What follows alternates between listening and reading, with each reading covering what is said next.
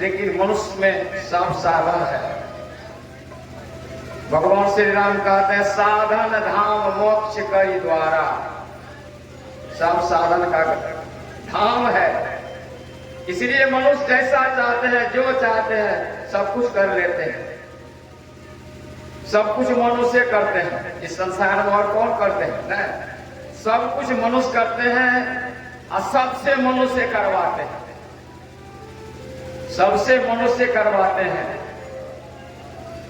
इसलिए मनुष्य को इतना सुंदर, इतने साधन का धाम दिया है परमात्मा। इसलिए चाहे संसार का भी ज्ञान है, कोई बुरी बात नहीं है। कहते हैं ज्ञान है छुरा, संसार का भी ज्ञान है तो छुरा है। खीरा काटने वाले देखते हैं हम लोग, टमाटर काटने वाले, सेब को काटने वाले, कहते हैं छुरा होता है। कहते हैं ये ज्ञान है छुरा, ये संसार है खीरा। जिनके पास जैसा ज्ञान है काट काट के खा रहा है, लेकिन सिर्फ काट काट के खाना, इसलिए मनुष्य का शरीर नहीं मिला है। कहते हैं खाना पीना सो जाना सब काम है पशु समान। खा पे किए सोएंगे, संसार के काम में लगेंगे। ये मनुष्य का काम नहीं है। ये तो सब जीव करते हैं, खाते पीते सोते हैं कि नहीं? गाय भैंस देखिए। लेकिन मनुष्य को परमात्मा ने सुंदर शरीर दिया है कि परमात्मा को जान के ये परमात्मा ही हो जाएंगे। गोस्वामी जी रामचरितमानस से लिखे, लेकिन उसको जानेंगे कैसे? जानना ही बड़ा कठिन है, बड़ा असंभव है, बड़ा कठिन है। वही जानेंगे कौन? जिनको परमात्मा ही जना देंगे। और दूसरा कौन जनाने वाले हैं? गुरु को परमात्मा मनुष्य समझते हैं, संत को मनुष्य समझते हैं, वे परमात्मा हो गए। हम लोग वाल्मीकि के संबंध में जानते हैं, उल्टा नाम जपत जग जाना, वाल्मीकि भय ब्रह्म समाना। जो ब्रह्म को जान लिया वे ब्रह्म ही हो गए। और वे लिखते हैं वाल्मीकि जी, कहते हैं जानेंगे कौन उनको? उनको पता है ना। रत्नाकर के पास अंगुली नारद बाबा गए थे, नारद बाबा उनको भेद बता दिए, तब वे साधन करके ब्रह्म हो गए। वे साधन करके ब्रह्म हो गए। क्या हम लोग नहीं हो जाएंगे? सब हो जाएंगे। हमारे गुरु महाराज कहते हैं जितने मनुष्य तनधारी है प्रभु भक्ति कर सकते सभी। सब कोई प्रभु भक्ति कर सकते हैं, करना चाहिए। और कहते हैं नहीं करेंगे तो संत कहते हैं भक्ति करना चाहिए। परमात्मा ने मनुष्य शरीर दिया है भक्ति करने के लिए। नहीं करेंगे तो बड़ा भारी हानि क्या है? बड़ा हानि। कहते ये मनुष्य का शरीर छीन लिया जाएगा, ये मनुष्य का शरीर छीन लिया जाएगा। एक बार भगवान श्री कृष्ण अर्जुन जा रहे थे, रास्ते में ठंडा का समय था, एक आदमी ठंडा से ठिठुर रहा था। भगवान श्री कृष्ण अपना पीताम्बर उनको दे दिया उनको पीताम्बर। आगे निकल गए और लौट के जब बहुत देर के बाद आए, कुछ दिन के बाद आए, तो क्या हो गया? पीताम्बरी को तो मैला कर दिया। कबीर साहब कहते हैं मूर्ख लोग भेद न जाने, ओढ़ी ओढ़ी मैल किन्नी, चदरिया झीनी रे झीनी। यह चादर परमात्मा ने दिया है, मनुष्य रूपी चादर। भक्ति करने के लिए, इनको सुरक्षित रखने के लिए, इनको पवित्र करने के लिए, पवित्र रखने के लिए। और मूर्ख लोग इनको मैल कर देते हैं। तो मैल कर देंगे तो फिर यही चादर दे देंगे, कहेगा तो मैला है तो लो फिर लो। ऐसा नहीं होता है। जब भगवान श्री कृष्ण वापस आए तो देखा कि चादर को तो मैल कर दिया, पीताम्बरी को तो गंदा कर दिया, मतलब नाक भी उसी में पोंछते थे और खाते पीते थे तो उसी से पोंछ लेते। बहुत लोगों को देखिएगा जलपान कर लेते हैं, बस कपड़े से पोंछ लेते, धो लेते हैं। उसी तरह से नाक भी साफ करेंगे तो कपड़े में पोंछ लेंगे, पोंछते हैं कि बहुत लोग को देखिएगा, बहुत लोग ऐसा करते हैं। आया कहा ले लो चादर, पीताम्बरी ले लो, ले लिया। मतलब कहने का भाव है कि ये मनुष्य का शरीर दिया जो है, मनुष्य का खोल, ये खोल छीन लेगा और कौन खोल देगा? ये खोल लो। वैसे है,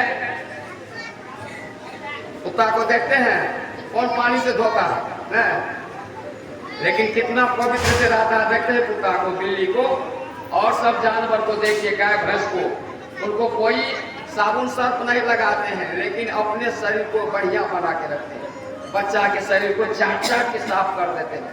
कुत्ता भी जहां तक उनके शरीर में होता है पूरा साफ रखते हैं, पूरा। लेकिन उस सांप को साफ कहेंगे नहीं, उस सांप से साफ नहीं होगा, देखने में है। उसी तरह से हम लोग भी करते हैं, कपड़ा को चकाचक पहन लेते हैं, कपड़ा चकाचक पहनते हैं, क्रीच लगा हुआ कपड़ा में है, लेकिन कपड़ा को भी मैल कर देते हैं। मैल कैसे करते हैं? संत महापुरुष शौचालय जाते हैं तो हाथ को तब तक, ये सफाई अभियान में भी सरकार के द्वारा प्रचार होता था। हमारे यहाँ की मुसहरी है, वहां आया था, कहते थे हे भाई, ए शौचालय में जी हो, जब तक नहीं जी हो, हाथ का साबुन से 3 बेर साफ करियो, ऐसे कहते थे। 3 बेर हाथ का साबुन से साफ करियो। उनको तो अपना भी पता है, लेकिन थोड़ा सफाई अभियान में सुनाता था। संत क्या करते हैं, हम लोगों को गुरु महाराज सुनाते थे, संत महात्मा सुनाते थे। सोच जाते ये हाथ को साबुन सर्फ उतना नहीं था, तब 3 बार मिट्टी से ये हाथ को धोना, साफ करना, तब दोनों हाथ मिला के 3 बार, 6 बार करेंगे, तब कपड़ा को छुएंगे, शरीर को छुएंगे, दतवन को तोड़ेंगे और कुछ काम करेंगे। कहते हैं तब हुआ पवित्र। और यदि 1 बार नहीं हाथ को धोए, बढ़िया कपड़ा है, खूब पी लिए, छुछा लिए, पवित्र हुआ। तो कहते हैं कपड़ा तो बढ़िया पहनते हैं लेकिन पवित्र नहीं रहते। उसी तरह से ये मनुष्य का शरीर तो मिला है, इस शरीर को कैसे पवित्र रखेंगे, मानव जीवन कैसे पवित्र होगा? उसके लिए हमारे गुरु महाराज कहते 5 पाप को नहीं करना है। झूठ नहीं बोलना है, झूठ नहीं बोलना है, क्योंकि झूठ झोली है, सारे पाप, सारे अपुण्य को हटने वाला झोली है। झूठ मत बोलो, हिंसा मत करो, किसी जीव को मत खाओ, किसी को मत दुखाओ, पर पीड़ा सम नहीं अधमाई। दूसरे को पीड़ा देने के समान अधर्म नहीं है, पाप नहीं है दूसरा। आप पर उपकार, दूसरे को जो सुख देंगे, दूसरे का उपकार करेंगे, पर उपकार सरिस धर्म नहीं भाई, ये धर्म हो गया। लेकिन लोग क्या चाहते हैं, जिनका मन मलिन है, वो दूसरे को अपकार ही करने का, पीड़ा ही करने का काम करते, उनको उसी में खुशी होती है।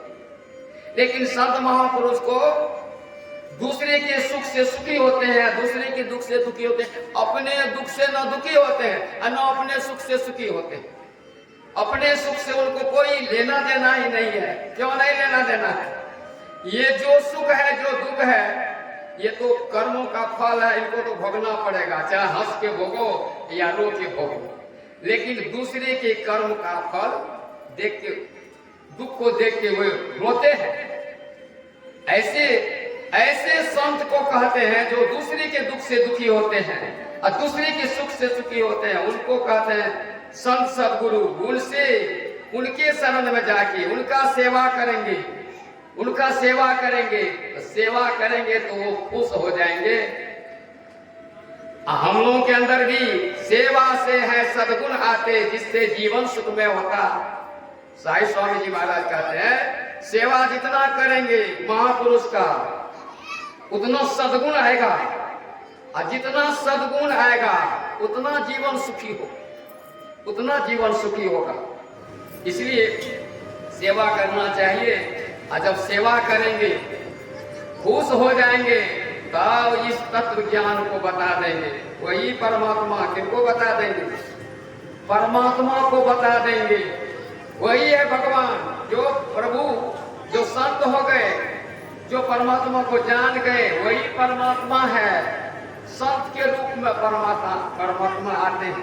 बहुत सारे कथा में सुनते हैं कि नहीं, इस संत के रूप में भगवान आते हैं किसी को जांचने के लिए, कुछ मांगने के लिए संत के रूप में आते हैं। और संत जो आते हैं तो जीव को उद्धार करने के लिए आते हैं। संत ही जना देंगे। गोस्वामी जी कहते हैं वही जान ही कौन जिनको जना देंगे। कौन जना देंगे? संत के रूप में वो परमात्मा जना देंगे, वही जानेंगे, और कोई नहीं जान सकते हैं इस तत्व को। कहते हैं जान लेंगे तो क्या होगा? जानत तुम्हारी हो जाई। कहते हैं यदि वो ब्रह्म को जान लेंगे तो ब्रह्म ही हो जाएंगे। इसी जानने के लिए संत सदगुरु के शरण में जाना होगा और वो युक्ति बता देंगे, तब हम लोग जानेंगे। कबीर साहब की वाणी में भी सुन रहे थे ना, कैसे मार्ग है, पक्षी उड़ के जा रही है, क्या उनका कोई वैज्ञानिक पता करने का किसी होके गया है? एक तो अंदाज करेंगे, लेकिन अंदाज तो इधर उधर होगा ही। मछली पानी में जा रहा है, उस रास्ता को कोई वैज्ञानिक कोई यंत्र के द्वारा पकड़ लेंगे, इसी होके गया है। ऐसा रास्ता है जो संत सद्गुरु बताते हैं परमात्मा तक जाने का, वो ऐसा रास्ता है। वह रास्ता अपने अंदर में है। हमारे गुरु महाराज कहते हैं अपने अंदर में है परमात्मा, अपने अंदर में खोजो। खोजेगा तो जैसे उनको खोज के पहचान लेगा, जैसे उनको पहचान लेगा, उनके पास जाएगा तो वही हो जाएगा। जैसे पानी हवा से कोई मिलने जाए, हवा साइकिल ट्यूब का बैलून, क्या दूसरा कोई रहेगा? पानी से मिलने के लिए पानी जाएगा, दूसरा रहेगा? कहते हैं मिलने के लिए जाएगा तो वही हो जाएगा। क्या होगा? हरा जाएंगे। जो हरा जाते हैं, परमात्मा से मिलके अपने को हरा जाते हैं, उनको संसार का सब कुछ, यह जग सब सुख तुच्छ करी लेखे। यह जग सुख, इस संसार का जो सुख है वो उनको तुच्छ हो जाता है, तुच्छ।